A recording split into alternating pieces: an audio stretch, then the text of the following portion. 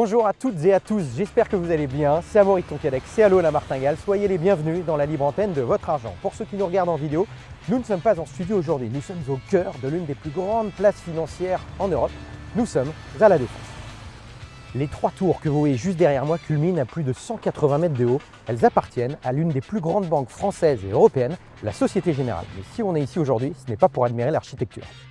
La Société Générale nous ouvre ses portes, mais pas n'importe lesquelles. Les portes de la plus grande salle des marchés d'Europe continentale. Un lieu habituellement complètement fermé au public, où très peu de caméras peuvent se rendre. Mais comme toujours, dans Allo la Martingale, le sujet, ce n'est pas le décor, c'est votre argent. Et plus précisément, les produits structurés. Peut-être que ce terme ne vous dit rien, peut-être qu'il vous dit vaguement quelque chose, mais une chose est sûre, soit on vous en a déjà proposé, soit on vous en proposera un jour. Votre banque privée, votre conseiller en gestion de patrimoine et peut-être même que vous en détenez sans le savoir. On va aller voir Frédéric, c'est lui qui sera potentiellement votre interlocuteur si un jour vous avez affaire aux produits structurés. Bonjour Frédéric. Bonjour Amaury. Tu vas bien? Très bien, je te remercie. Bon, bah écoute, merci de nous recevoir ici à la Société Générale. Donc voilà, pour te présenter, Frédéric, c'est le directeur de la banque patrimoniale de la Société Générale et en charge aussi de tous les sujets d'épargne. On a besoin de lui aujourd'hui pour comprendre un petit peu tout ce qui se passe, notamment, je le disais juste avant, du côté des produits structurés. Pourquoi ces produits existent? Vous pourriez potentiellement être des clients en contact avec Frédéric. Je pense que le plus logique, c'est de se dire, quelles sont toi tes demandes clients? Écoute, nos clients sont très exigeants parce qu'ils recherchent de la simplicité, ils recherchent des produits à capital garanti avec un rendement très élevé, de la disponibilité. En fait, ils recherchent un produit un peu magique, un peu miraculeux. Et évidemment, ce produit-là n'existe pas. Il faut vraiment avoir conscience qu'un produit qui offre un rendement élevé, inévitablement, il y aura un risque élevé qui sera associé. Oui, voilà, c'est ça. En termes d'investissement, on le dit toujours dans Allo la Martingale à chaque fois. À chaque fois qu'il y a un rendement potentiel, plus le rendement potentiel est élevé, plus le risque qu'il y a derrière est élevé. Et évidemment, les produits qui rapportent le moins souvent sont moins risqués. Donc, c'est difficile de tout avoir en même temps. Ils sont exigeants, tes clients, mais Ils sont exigeants, mais c'est notre métier. C'est notre métier, justement, chez SG, de combiner ces différents facteurs pour trouver un produit qui a le meilleur équilibre en fonction du profil investisseur de nos clients. Alors, tu arrives à faire ça? Le produit qui coche un petit peu toutes les cases, la liquidité, la performance, la disponibilité, la visibilité aussi? Alors écoute, on y arrive, mais ce qui est important avant de choisir le produit, il faut quand même rappeler 2-3 grands principes, notamment le premier, que quand on veut investir dans les marchés financiers, il faut le faire avec méthode. Pour nous, c'est très important de suivre cette méthode-là. Alors elle est très simple, il faut investir régulièrement, il faut se laisser du temps. Le temps est une donnée très importante pour générer la performance et diminuer un petit peu le risque. Et puis le troisième principe qui est clé, c'est la diversification, la diversification, la diversification. Il faut diversifier les zones géographiques, les secteurs, les classes d'actifs. Et là, les produits structurés ont totalement leur place dans une allocation globale. Bon, là, tout ce que Frédéric dit là, c'est un petit peu une masterclass de tout ce qu'on répète souvent dans Allo la Martingale. Et donc toi, tu arrives, ce produit, on a bien vu, ça n'existe pas dans les actifs qui existent sur les marchés financiers. Il n'y en a aucun qui coche toutes ces cases. Donc tout simplement, ton travail, c'est toi un petit peu de proposer des produits qui soient un petit peu construits, designés pour tout simplement qu'ils soient adaptés aux besoins X ou Y de telle ou telle personne qui vient de voir. Exactement, en fait, quand on rencontre un client, la première chose qu'on fait, on fait un diagnostic. Quand tu vas chez ton médecin, tu n'arrives pas chez ton médecin en lui disant « il me faut ce médicament-là ». Voilà, il est obligé de faire un diagnostic. C'est pareil en conseil financier. On regarde l'objectif des clients, on regarde sa situation, on regarde le temps qu'il a pour placer son argent. Et puis, le dernier élément, on regarde ce qu'on appelle son appétence au risque. Dit autrement, est-ce qu'il est prêt à accepter des pertes? En fonction de ça, c'est définir son profil investisseur. Et là, on peut l'orienter sur certains types de produits. Bon, donc soit les clients ils peuvent investir seuls sur les marchés, mais effectivement, il n'y a aucun produit garanti qui coche toutes les cases, un petit peu des demandes générales qu'on a eues. La réponse à ça, du coup, c'est les produits structurés. Mais bon, c'est quoi un produit structuré concrètement? Écoute, un produit structuré, peut-être qu'il faut le voir comme un contrat. C'est un contrat qu'on passe avec un émetteur qui repose sur un sous-jacent et qui permet d'avoir une promesse. Waouh, ok. Comme ça, c'est compliqué. Alors vas-y, un émetteur, c'est quoi? Alors, un émetteur, généralement, c'est une banque. C'est quelqu'un sur lequel repose la garantie, les différentes garanties qu'on reçoit. Donc, c'est généralement une banque. Le sous-jacent, c'est quoi? Il faut voir ça comme une référence, voilà, comme un support. Donc, ça peut être des actions, un panier d'actions, ça peut être un indice, ça peut être un OPC. Donc, c'est l'actif. C'est l'actif, exactement. C'est pour ça qu'on dit que c'est sous-jacent au produit. Et puis, le dernier élément de prendre en compte sur le produit structuré, c'est la promesse. C'est-à-dire sur quoi tient la promesse à la fois sur le capital, Donc, est-ce que le capital est garanti? Est-ce que le capital est protégé?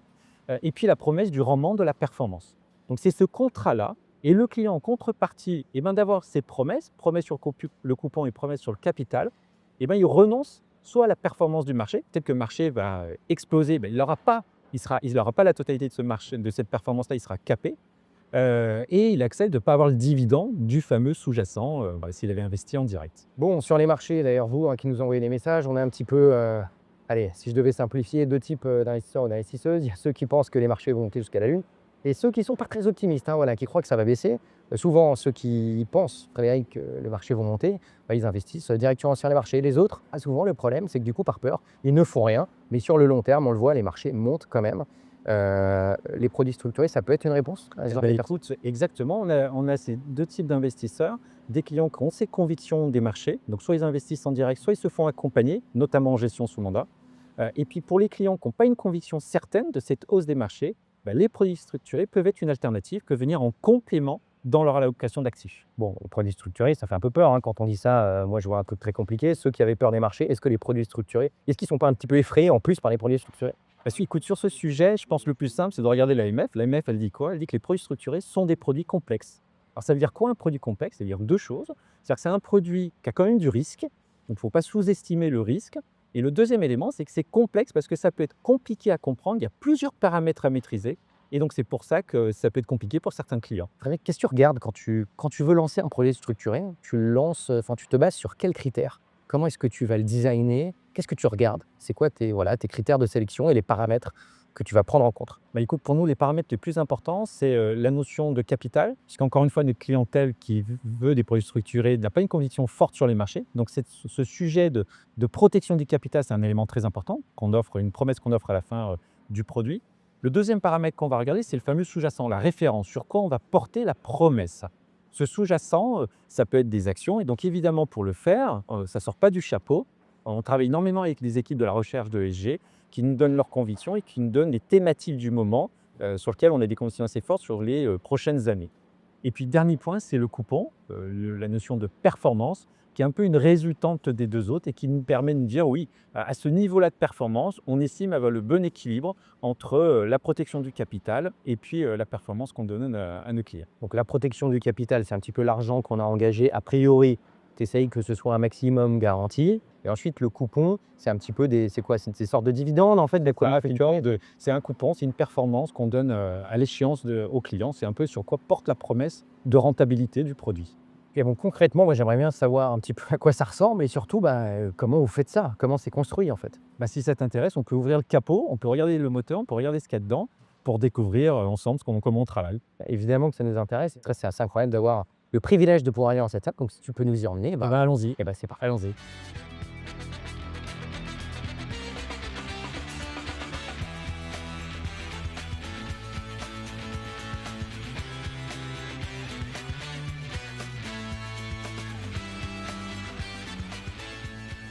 Bonjour Laurent. Salut Amaury. Salut Frédéric. Bonjour. Ça va? Bienvenue dans la salle. Bon, vous vous connaissez bien, parce que vous travaillez ensemble. L'idée, c'est de voir un petit peu comment se rend compte le besoin client, toi, ce que tu proposes, Laurent, dans la salle des marchés. Mais avant de parler de tout ça, ce serait bien qu'on voit un petit peu comment concrètement ça se construit. Et c'est ici que ça se passe, si j'ai bien compris. C'est ici que ça se passe et je vous propose une petite visite peut-être. C'est parti, on te suit. Allez. À tout à l'heure. À tout à l'heure. Waouh, c'est assez immense. Vous allez le voir là sur les images. Je suis assez bluffé de la superficie de cette salle. Tu as des dimensions un petit peu Alors il faut que tu saches que ici c'est la plus grande salle des marchés d'Europe continentale.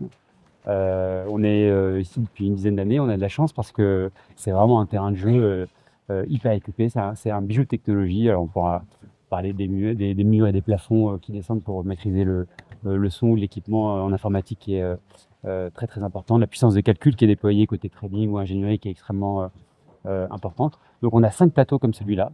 Chaque plateau, c'est à peu près la taille d'un terrain de rugby. Donc quand tu dis un plateau, c'est un étage quoi? Un plateau, c'est un étage. Okay. Et donc chaque étage, c'est environ 550-600 personnes. Donc ça fait du monde. Ouais. Et alors ici, on est sur un plateau qui est dédié aux produits structurés. Okay. Donc dans toutes les activités de marché ici, l'essentiel des activités sont des activités B2B. C'est-à-dire qu'on travaille pour des professionnels, y compris ici, pour des banques, pour des compagnies d'assurance, pour des caisses de retraite, pour des gérants, pour des asset managers, où on travaille sur des solutions pour leur compte propre, c'est-à-dire pour la performance qu'ils peuvent délivrer avec ça dans leur gestion actif-passif, etc., etc.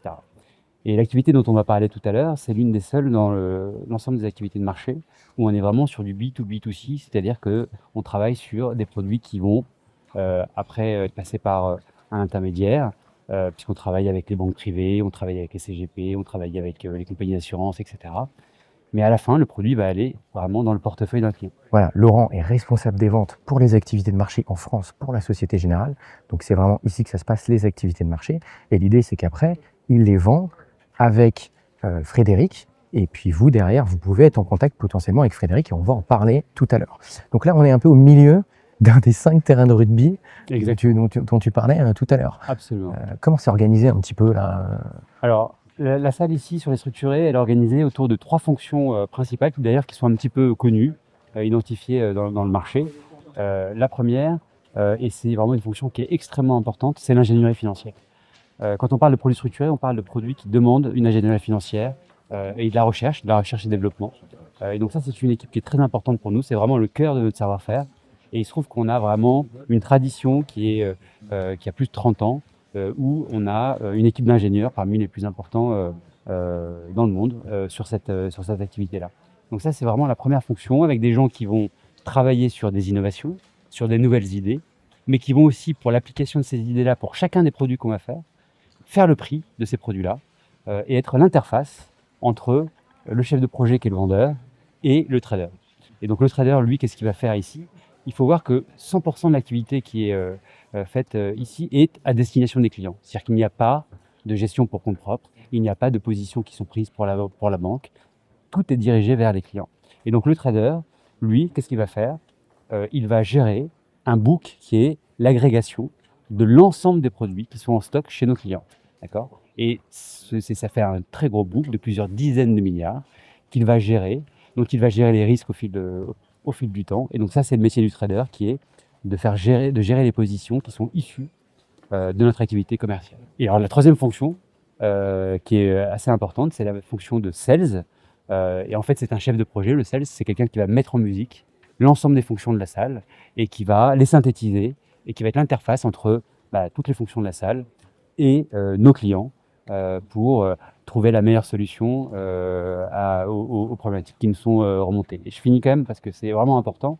On a évoqué les 3 fonctions principales, mais toutes ces fonctions-là, même si c'est le plus identifié, ce ne sont pas les seules. Il y a toutes les fonctions support, sans quoi on ne peut pas travailler ici parce que nos métiers sont des métiers qui sont extrêmement réglementés, avec un cadre extrêmement précis. On a vraiment un panel de compétences qui vont permettre d'avoir une activité qui est très cadrée et aux meilleurs standards en termes de rigueur et d'exigence au service des clients. Bon, donc il n'y a pas que des traders, en fait, c'est ce que tu es en train de nous dire. Ici, il y a plein de typologies différentes de métiers. Et toi, tu es un peu en train de nous dire, en fait, tu es un peu le chef d'orchestre de tout ça, quoi. Côté produit structuré. Absolument. Les vendeurs sont un peu les chefs de projet et les chefs d'orchestre de tout ça. Et je pense que c'est l'une des vocations de l'open space. Moi, ça fait 25 ans que je travaille en salle des marchés. J'ai toujours travaillé dans un cadre comme ça, ouvert. Et en fait, ça permet vraiment... D'abord, on a une organisation qui est assez horizontale. Il n'y a pas énormément de niveau hiérarchique. Et ensuite, on est dans des activités où, même si parfois on travaille sur des projets qui sont assez longs, on a besoin d'être réactif, on a besoin d'être agile. Et surtout, comme je te le disais, il y a plein de fonctions qui interviennent et chacune est indispensable. Donc, on a vraiment une notion de travail d'équipe. Et l'open space, tu vois qu'il n'y a même pas de poteau là au milieu. Il y a vraiment une circulation qui est très fluide. Et on peut aller voir le boss ou une personne qui est très opérationnelle de façon immédiate. Tout le monde est accessible et peu de personnes sont derrière un bureau ou derrière une porte. Bon, alors Laurent, là on est dans la partie trading de la salle des marchés. Moi, là où je suis un petit peu surpris, c'est que j'ai l'impression un petit peu de déranger, tu vois, je ne veux pas faire trop de bruit, je ne veux pas parler trop fort. Alors que dans l'imaginaire populaire, dans les films, on voit des gens qui crient, qui courent partout, presque qui s'invectivent, avec beaucoup de stress, énormément de tension. Et là, moi, je vois plutôt des gens qui sont focus devant leur ordinateur, avec leur casque, leur micro.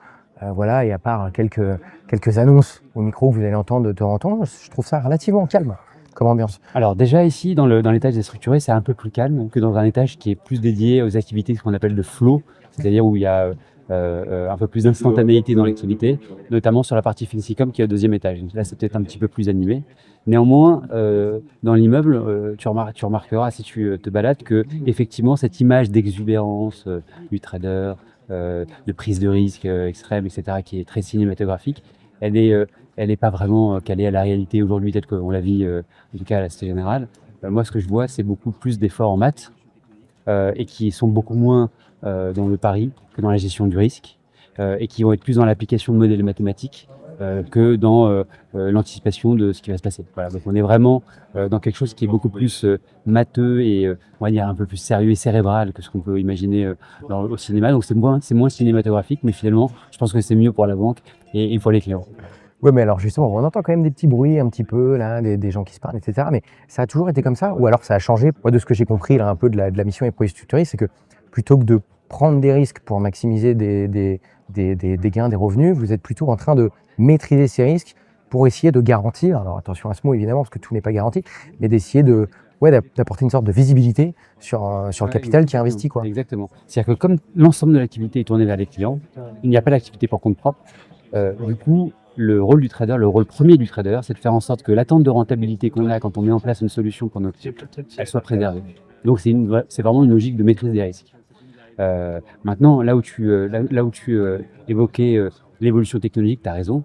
Il y a 20 ans, beaucoup plus d'ordres se faisaient à la voix, ce qu'on appelle à la voix. Et aujourd'hui, l'essentiel des ordres se passe sur ordinateur en appuyant sur un bouton. Et donc, ça fait beaucoup moins de bruit, effectivement, que parler à un broker au travers d'un micro. Ok, donc on voit énormément d'écrans, là, un peu tout ce qui se passe. Je vois que vous avez des télés comme ça au fond. Ça vous sert à quelque chose? Enfin, vous regardez les news et tout? Alors, je vais être très clair. Les écrans, ça va à quelque chose. Ouais. Donc, s'il y a un trader à 6 écrans, ça sert à quelque chose. Donc, c'est dans le monitoring de l'ensemble des paramètres qui va suivre. C'est quelque chose qui est très utile. Et on ira voir un trader tout à l'heure pour mieux comprendre l'utilité. Après, je vais être très honnête. Aujourd'hui, si tu veux, les news purement françaises ont très peu d'impact sur les marchés. Ce qui va avoir un impact sur les marchés, c'est les grandes news macro, donc les décisions de banque centrale, un certain nombre de chiffres qui sont importants au niveau international. C'est pas un événement sportif. Au-delà des chiffres économiques en tant que tels, il y a des événements qui nous ont tous marqués, qui ont marqué toutes les personnes sur Terre, voilà, qui ont une connexion Internet, en tout cas la télé, à la radio, bref, accès aux médias. Typiquement, un événement auquel on pense, par exemple, le 11 septembre, la crise Covid, la réélection de Donald Trump. Enfin, est-ce que là, il y a des événements, toi, qui t'ont particulièrement marqué, que tu as vécu dans la salle des marchés et qui ont vraiment changé la journée en tant que telle, qui se déroulait à partir de ces événements-là? Moi, j'ai la chance de faire ces activités depuis 25 ans. Du coup, j'ai traversé un certain nombre de crises, dont 2001, que tu soulignais. Et c'est vrai que les moments de crise, c'est des moments qui sont très importants dans la salle pour plein de raisons. D'abord, en tant que citoyen, on les vit comme tout le monde, mais en même temps, en tant que professionnel, tout de suite, il y a plusieurs choses qui sont très importantes. Quel impact va avoir l'événement dans la gestion de toutes nos positions? Donc ça, c'est plutôt côté trading. Donc ça, c'est bien sûr quelque chose qui est essentiel. Et les traders, dans ces moments de crise, sont encore plus focus qu'une journée normale. Ça, c'est une évidence. Deuxièmement, on pense à l'impact de la crise sur les portefeuilles de nos clients. Et par ailleurs, on a beaucoup de clients qui peuvent être inquiets, qui peuvent nous appeler pour avoir des explications, pour avoir un accompagnement. Et donc, c'est un moment où il faut être très présent auprès des différentes parties prenantes pour les accompagner dans ces moments un peu de crise. Je te donne un exemple. J'ai vécu le 11 septembre dans la salle, en direct. Et c'est un souvenir qui est très particulier. Bon, bien sûr, c'était dans la salle la sidération pendant quelques minutes, une sidération collective, parce qu'on a tous vécu et découvert l'événement les uns à côté des autres sur les écrans. Et en même temps, et c'était le point que je te disais tout à l'heure, c'est un moment où moi je commençais et un de mes gros clients institutionnels m'a appelé parce qu'il avait des besoins de couverture urgents dans ce scénario qui était inattendu.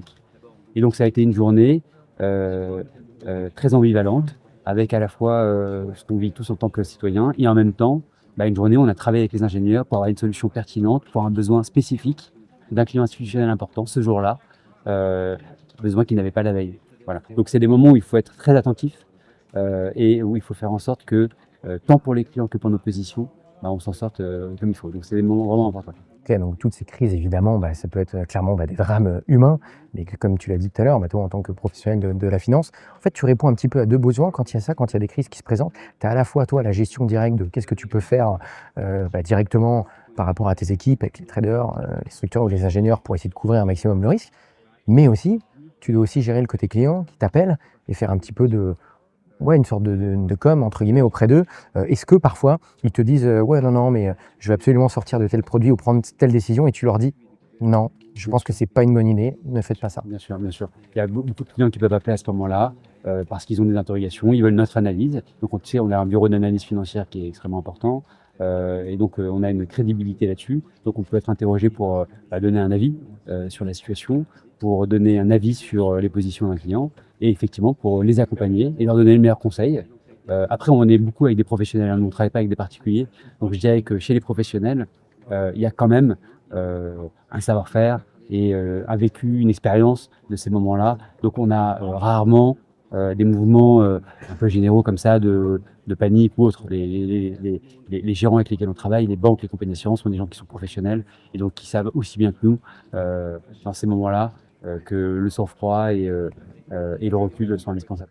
Alors ici, tu m'as dit tout à l'heure qu'on essayait de séparer un petit peu le pro et le perso, que tu n'étais pas censé passer des appels personnels au milieu de la salle, etc. Mais du coup, comment est-ce que tu t'informes quand il y a des choses qui viennent de l'extérieur? Les infos, vous les prenez où? Enfin, comment est-ce que vous êtes connecté à ce qui se passe sur le marché? C'est quoi? Tout se passe sur les écrans derrière? Alors, on ira voir tout à l'heure précisément un trader. Mais globalement, comment les gens s'informent ici? Non, mais on est connecté à tous les médias, effectivement. On a accès à tous les médias, on a accès à Bloomberg, à Reuters, donc tous les médias aussi professionnels. Les traders sont en lien constant avec un certain nombre de brokers, etc., qui peuvent leur donner aussi un certain nombre d'informations. Donc, ce que je disais tout à l'heure sur la téléphonie, c'est que on est très encadré, y compris dans les moyens de communication qu'on peut avoir avec l'extérieur, notamment avec nos clients. Donc, tout ça est très réglementé et on n'est pas supposé effectivement passer un coup de fil personnel sur un desk. Il faut s'isoler pour ça. Ouais, je crois qu'il y a plus de 4000 km de câbles ici pour transmettre un petit peu toutes les infos. Imagine, il y a une panne d'électricité. Comment ça se passe? Vous êtes baqué un peu par rapport à ça? Très bonne question. Alors d'abord, on a un certain nombre de process ici de sécurité et de relais. Et puis ensuite, on a aussi des exercices très réguliers de gestion de crise, donc qui peuvent être sur différents scénarios, notamment ce type de scénario technique, ou bien ça peut être une cyberattaque ou ce genre de choses. Donc on se prépare à ce type d'événement-là. Et en cas de force majeure, on a une salle de repli qu'on va tester régulièrement. Une salle de repli, c'est quoi ça? Une salle de marché qui est existante et qui attend dans une situation de crise les traders, les ingénieurs et les vendeurs pour pouvoir assurer une continuité d'activité. Notre vocation, c'est d'assurer une continuité d'activité quoi qu'il arrive. Sur les 30 dernières années, y compris dans les pires moments de crise, les plus aigus, on a toujours assuré dans les heures de marché la liquidité et la continuité d'activité, toujours. Voilà. Donc ça, c'est vraiment, dans notre cahier des charges, la continuité d'activité, elle est essentielle. Tu es en train de nous dire que là, il y a potentiellement un bunker spécial trader en dessous, avec des écrans un petit peu comme on voit là, vraiment une salle de repli qui est prête en cas d'attaque ou je sais pas. Alors, elle n'est pas ici, elle est ailleurs. Elle est elle est ailleurs. ailleurs. D'accord, tu n'as pas le droit de dire où c'est? Mais elle n'est pas ici. Elle n'est pas ici, ok. C'est fait exprès que ce soit sur un autre site au cas où. D'accord, ok. Donc, quoi qu'il arrive, l'activité continue. Juste, les marchés français, ils sont ouverts ici de 9h à 17h30. Ensuite, là, il y a les marchés américains qui sont ouverts de 15h à 22h30. Puis, il y a les marchés asiatiques qui sont plus la nuit. Ici, il se passe quoi la nuit? Vous êtes là que durant l'ouverture des marchés français, là, sur l'étage déstructuré. Il y a des gens la nuit ici? Alors, ça, c'est une bonne question. Alors, cette salle a beau être grande, c'est pas l'unique que l'on a sur les activités de marché. On a une grande salle à Londres, on a une grande salle à New York, une grande salle à Hong Kong. Et puis ensuite, on a un certain nombre de salles dans d'autres pays, mais moins gros, c'est avec le moins d'infrastructures. Donc, ça veut dire que les activités de trading qui sont amenées à gérer des positions sur chacun de ces marchés sont logées dans ces fuseaux horaires-là. Donc, l'essentiel de l'activité se fait là-bas. Mais on a des traders ici qui travaillent sur les actions américaines et qui, effectivement, ont un relais et une continuité d'activité au-delà des heures de marché français. Bonjour Hugo. Salut Amaury. Amaury, voilà, enchanté. Bon, il y a Laurent qui m'a dit de passer te voir pour voir un trader en action. Ok. Donc, voilà. Là, du coup, on est sur tes heures de travail. Merci de nous accorder quelques minutes. Comment ça se passe là? Où est-ce qu'on peut voir les derniers ordres que tu as passés? Alors, on a beaucoup d'écrans pour pouvoir voir beaucoup de choses à la fois. Donc, à la fois, on va regarder des softwares comme Bloomberg qui nous donnent des informations sur le marché. Donc là, par exemple, je regarde que le S&P, il y a eu des annonces sur les jobs aux États-Unis. Ça a fait monter puis baisser le marché, ça a pas mal bougé. Mais je peux aussi regarder, par exemple, en haut, là, tous les trades que j'ai fait aujourd'hui. Donc là, tes news, c'est sur l'écran du bas, ici, Bloomberg. Voilà, donc là, tu as toutes les dernières news. et ensuite là les ordres qui ont été effectués au-dessus. Ok. Exactement. Donc moi aujourd'hui, j'ai traité plus d'une centaine de trades avec mes clients Ok. pour des tailles plus ou moins grosses selon les clients. C'est beaucoup ça, une centaine de trades. C'est une journée normale pour un desk action. Nous, on est plutôt à proposer des produits sur mesure aux clients. Donc ça va être une collection de trades de petite taille, justement pour coller au mieux aux spécificités et aux envies du client. Et quand tu dis un trade en termes de volume, alors je sais qu'à chaque fois ça peut être différent, mais en ordre de grandeur, ça peut aller de combien à combien, tu vois? Ça peut aller de 30 000 euros de nominal pour un petit client sur une appli comme Bourso qu'on mentionnait, à 50 millions d'euros pour une grosse campagne d'un réseau ou d'une banque privée qui va ensuite distribuer le produit. Donc là, en un clic, tu peux envoyer 50 millions d'euros, potentiellement. Alors on a des limites. Par exemple là, sur cet écran, je peux acheter ou vendre des actions. Si j'essaye d'acheter 10 milliards de nominal, je vais être filtré. Ma machine va m'en empêcher. Au niveau des infos, c'est-à-dire qu'évidemment, les marchés bougent en fonction de l'actualité. L'actualité est riche, forte. Est-ce qu'il y a des journées qui ont été plus stressantes, plus palpitantes, ou je ne sais pas quel terme utiliser, par rapport à une grosse actualité qu'il y a pu avoir? Est-ce que tu as un exemple Oui. dans ce sens? Récemment, l'année dernière, on a eu Liberation Day avec les tarifs douaniers imposés par Trump. Le marché avait déjà baissé d'une bonne dizaine de pourcents suite aux annonces des tarifs douaniers. Et là, vers 19h, 19h30, hors de Paris, il y a Trump qui annonce, qui met un délai d'imposition des tarifs, le temps de lancer des négociations. Là, le marché commence à s'envoler jusqu'au close à 22h. Le Nasdaq a pris 12% dans la journée, un des plus gros returns ever sur le Nasdaq. Donc là, panique. Toutes les pauses doivent être rebalancées, tous les risques de changent. Le prix de la volatilité implicite, qui est le prix que donnent les acteurs de marché pour se protéger contre des grosses baisses ou des gros mouvements de marché, ce prix-là de la volatilité s'effondre. Nous, on doit traiter dans tous les sens, se re-hedger. Et c'est une journée normale, c'est quoi une journée normale pour toi, tu vois? Alors, dans la journée, nous, il y a un peu trois choses différentes. D'une part, il y a accompagner les vendeurs dans le service de nos clients, c'est-à-dire savoir à quel prix on veut vendre les produits que les clients veulent nous acheter. Donc, donner un prix aux paramètres de risque. À quel prix, moi, en tant que trader, je suis prêt à acheter la volatilité implicite sur une action, acheter ou vendre la corrélation entre différentes actions, et donc répondre aux demandes des clients. Donc ça, nous, par exemple, sur le book, on a beaucoup de clients en Asie. Et donc, on essaie d'accompagner les vendeurs, que ce soit en Asie, aux US, en Europe, tout au long de la journée.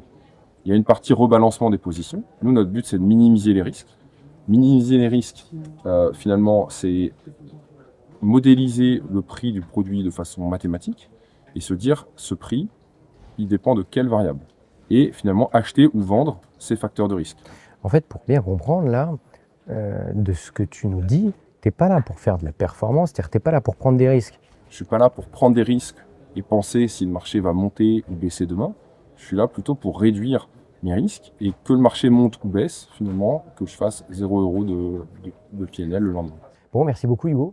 Merci, Écoute, bon courage, puisque là tu en as jusqu'à 22h pour les marchés américains. Voilà, merci de nous avoir montré un petit peu tout ça. Et puis nous, on va retourner voir Laurent et Frédéric pour la suite des produits structurés.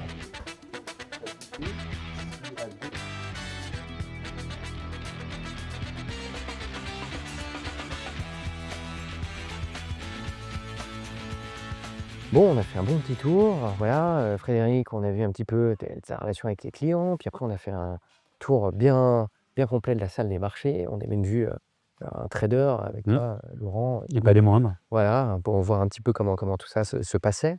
Maintenant, ce que j'aimerais bien comprendre, c'est sur quoi tu te bases pour tout simplement designer, faire un produit structuré. Comment ça se passe? C'est Frédéric qui te passe des commandes des clients? Absolument. Alors déjà, on a 2 équipes qui, interagissent depuis plus de 10 ans ensemble. Donc on a une vraie, relation de confiance et on a une fertilité dans le dialogue qui permet d'être assez efficace, dans tout ce process de création des produits. Et on a une spécificité au sein du groupe, Société Générale, c'est qu'on intègre l'ensemble de la chaîne de valeur des produits structurés au sein du groupe, chaque acteur ayant un savoir-faire particulièrement reconnu sur le marché. Sur la partie, purement, création des produits, c'est-à-dire atelier de production, la salle ici est un des leaders mondiaux sur cette activité et leader français sur ce métier de construire des produits structurés pour l'épargne des Français. On émet à peu près 12 000 produits. C'est à peu près 13 milliards d'euros de nominal qui sont traités, donc de volumes qui sont traités tous les ans. Et, pour donner un ordre de comparaison, le marché français En 2024, l'ordre de grandeur du marché français déstructuré, pour les particuliers, c'est autour de 63-65 milliards. Donc on voit que c'est quand même une part de marché assez significative. Voilà, donc on a ici une usine, un atelier de production. Je dis atelier de production parce que on fait énormément de produits, donc il y a un côté industriel dans le travail, mais on fait aussi à chaque fois du sur-mesure.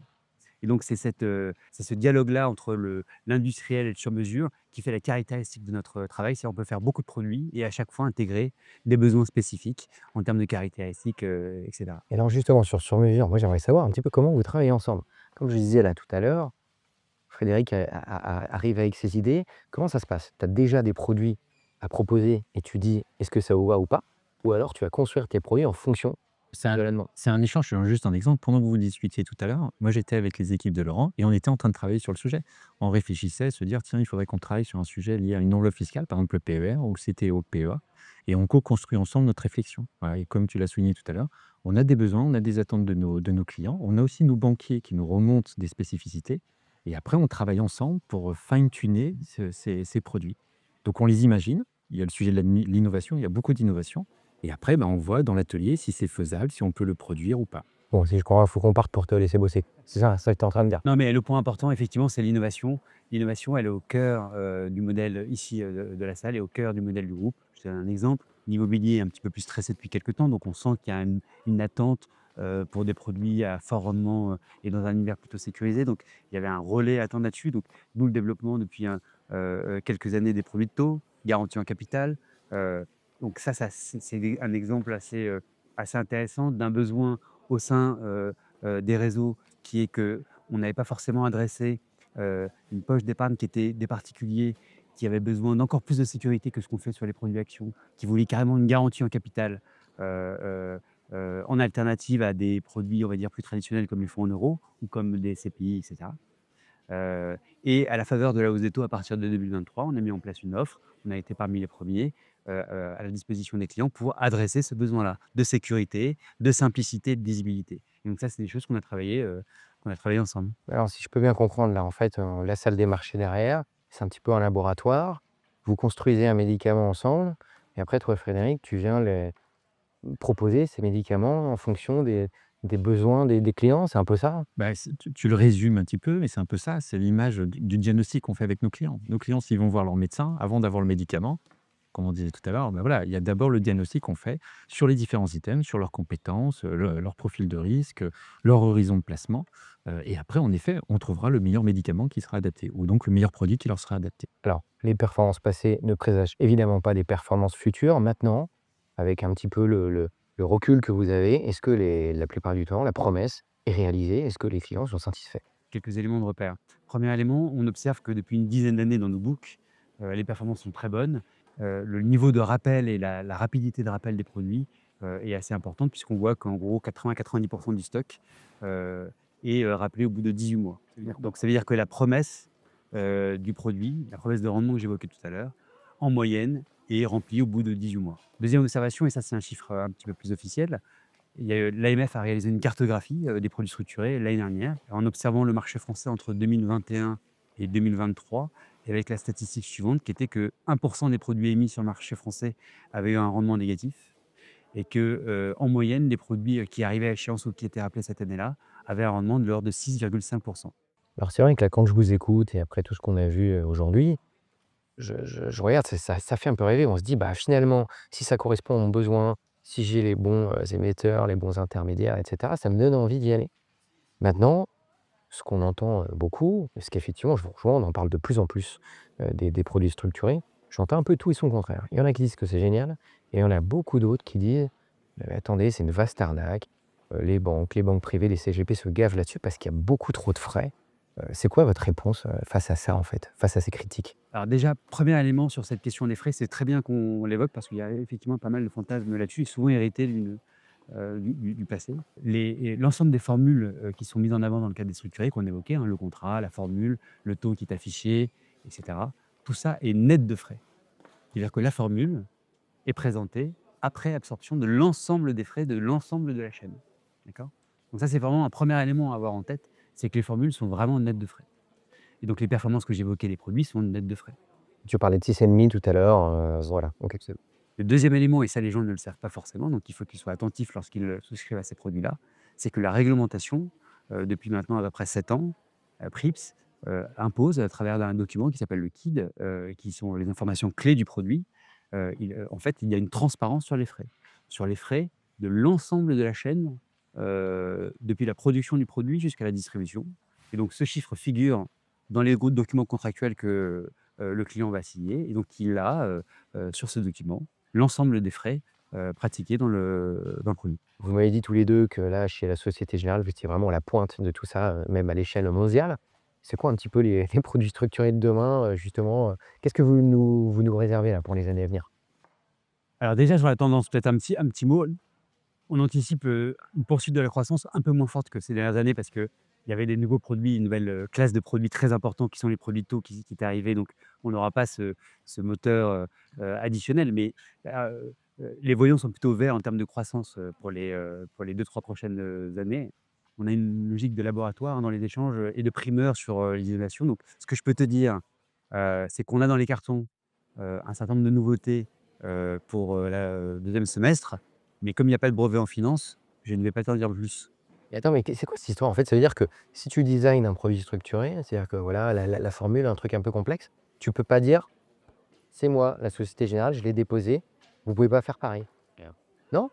Même si en finance, il n'y a pas de brevet et qu'on est souvent cofié, bah, c'est pas un problème. On est comme si on était en open source en fait. Voilà. Pour moi, une bonne innovation, c'est une innovation sur laquelle on a rempli ensemble un cahier des charges et qu'on l'a respecté, qu'on a bien pris en compte le besoin des clients, qu'on a mis en place un profil financier qui est pertinent et à la fin, qui délivre de la performance pour que toutes les parties prenantes soient contentes.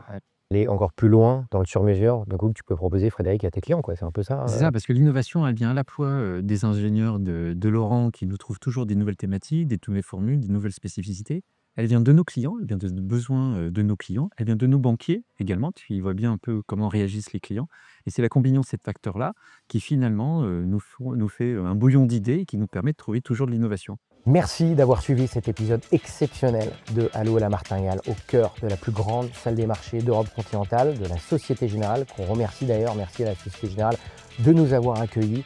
Si vous nous découvrez, tout simplement, abonnez-vous sur nos chaînes de podcast, sur notre chaîne YouTube, sur Instagram, sur tous nos réseaux sociaux, parce qu'on est là pour vous aider à commencer à investir ou à mieux investir. Chaque semaine, on vous donne des tips et on répond à vos questions. Surtout, on a ouvert notre ligne WhatsApp que pour vous, où vous pouvez nous envoyer toutes vos questions. Dites-nous évidemment en commentaire ce que vous en avez pensé. Dites-nous également quel autre endroit vous voudriez qu'on visite ensemble. Mais surtout, prenez le contrôle de votre argent.